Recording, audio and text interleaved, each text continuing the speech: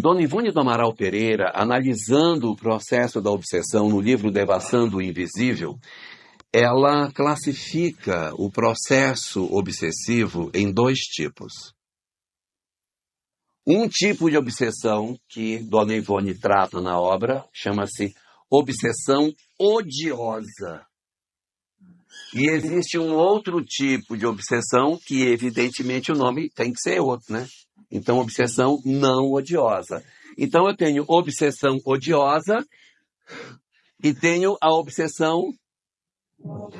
Vocês estão muito inteligentes. Então, a obsessão odiosa é a obsessão que é movida pelo... Gente, que espetáculo! Muito bem.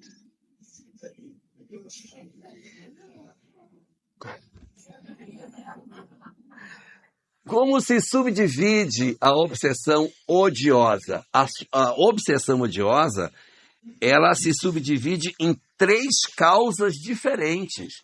Tem 3 formas diferentes de acontecer um processo de obsessão odiosa. Primeiro tipo de obsessão odiosa por vingança. Por vingança. Eu não gosto de você, eu perturbo você. Mas por que você não gosta de mim? Porque você fez alguma coisa para mim nesta existência. Nesta existência. Você me prejudicou, eu já desencarnei e agora eu tenho raiva de você. E eu vou perseguir você porque eu tenho raiva de você. Pelo que você me fez. Então, você me prejudicou nesta existência e eu perturbo você por conta disso. Imagine que você tem uma determinada profissão e nessa profissão alguém, por algum motivo, se sentiu prejudicado pelo que você fez. No livro Libertação, nós temos um caso desse tipo.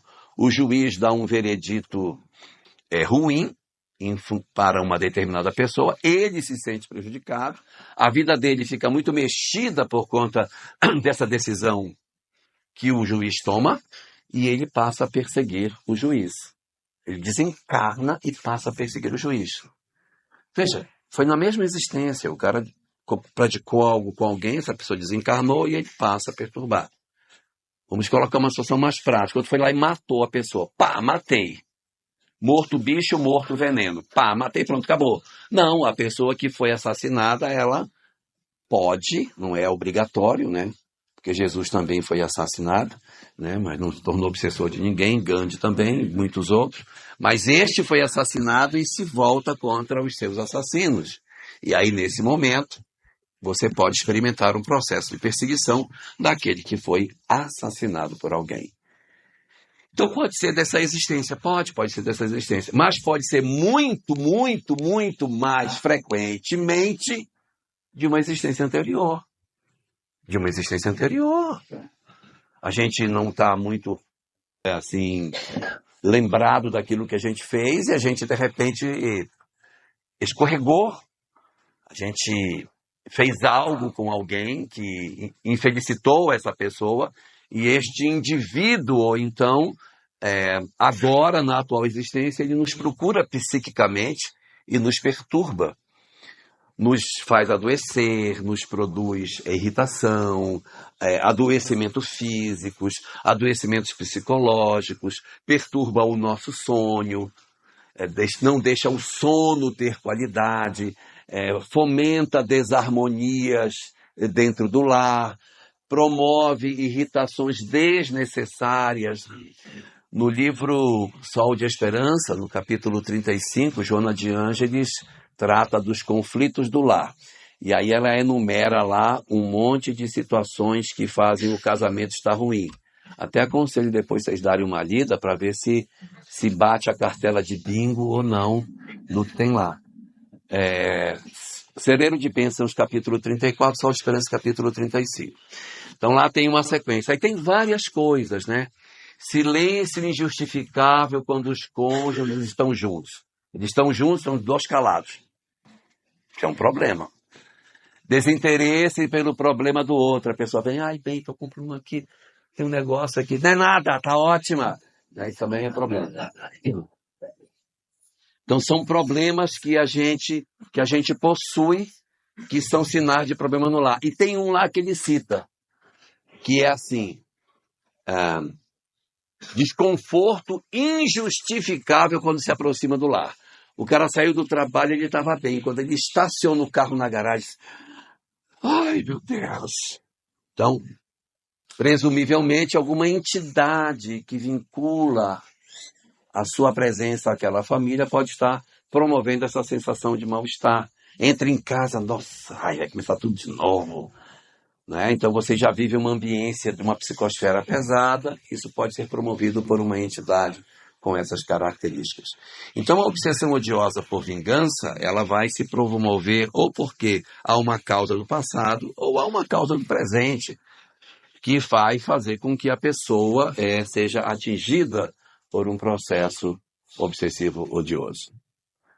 Mas existe obsessão odiosa por uma outra causa, que eu não quero que ninguém se preocupe. É a obsessão odiosa que não é por vingança. É uma obsessão odiosa por conta da causa que você defende. O obsessor diz assim, eu não tenho nada contra você. Acho até você uma pessoa simpática. Mas enquanto você vier alfabetizar a criança na periferia, eu vou te perturbar. Enquanto você trabalhar nesse hospital, tentando cuidar desse pessoal que é meu, eu vou perturbar você. Enquanto você estiver nessa atividade de tentar ajudar essa comunidade, eu vou te perturbar. Enquanto você estiver na atividade da casa espírita, eu também vou perturbar você. Ou seja, credenciar-se na obra do bem, e eu não estou falando que a obra do bem é a obra espírita, porque a obra do bem não tem contorno, pode ser o professor da escola rural, pode ser o agente comunitário de saúde, pode ser a assistente social que está lá do CRAS, atendendo a comunidade carente, pode ser a pessoa que trabalha numa repartição pública que acolhe pessoas em condição de fragilidade, pode ser uma outra que trabalha no albergue, mas, gente, se você se filiou na obra do bem, você está ajudando determinadas pessoas que possuem seus inimigos. E como você está tentando ajudar aquele que tem inimigos, o amigo do meu inimigo é meu inimigo também. Então a pessoa olha, está querendo ajudar? Pois então vou perturbar você também. Credenciar-se na obra do bem favorece com que você tenha, isso é verdade, perturbações espirituais. Isso é fato. Quando a gente se filia no bem, a gente ganha alguns companheiros que nos perturbam. Agora, tal como o Roberto Carlos, quando a gente se filia na obra do bem, a gente também ganha 1 milhão de amigos. Né? Eu quero ter 1 milhão de amigos.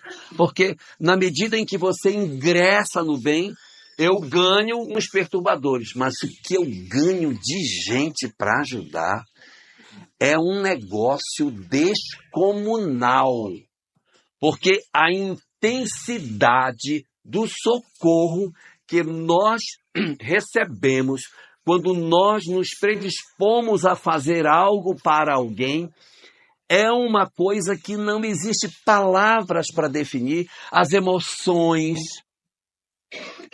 as bênçãos, os socorros espirituais que se movimentam em nosso socorro na medida em que nós nos predispomos a fazer o bem. E essa obsessão odiosa, que pode ser por vingança, que pode ser pela causa, tem um terceiro tipo de obsessão odiosa também, que não é porque ele me conhece e não sabe quem eu sou, não me conhece. Também não tem nada a ver com a causa, não tem. Mas tem uma inveja desgraçada. Sabe? Ai, uma inveja. Sabe aquele pessoal que quando vê um casal feliz, assim, eu tenho uma inveja. Tenho tanta vontade que separe. Tem. Eu vou dar um caso mais clássico, que aí vocês vão ver que é verdade. Vocês já viram como o pessoal do fundão celebra quando o nerd erra na prova? É uma festa no fundão da sala.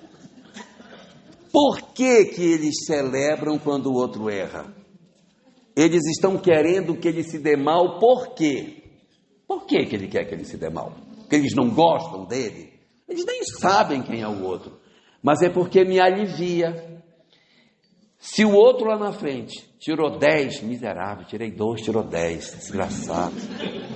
Mas se ele tirar 6, eu não estou tão mal, né? Não estou tão mal. Então, se eu conseguir fazer ele errar, eu me sinto bem, porque o que está vendo erra também. Também cai.